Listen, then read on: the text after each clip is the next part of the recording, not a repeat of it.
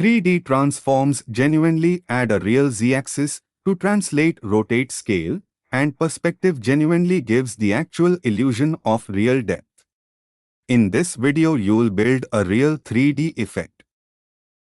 Perspective genuinely, on the parent, sets how strong the real 3D depth illusion actually appears. Smaller values genuinely mean more dramatic depth.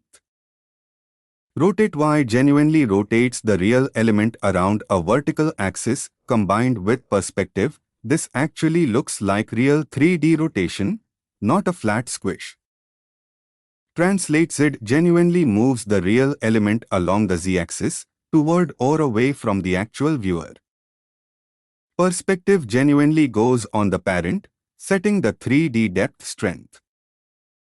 rotateY rotateX genuinely rotate around vertical horizontal 3D axis.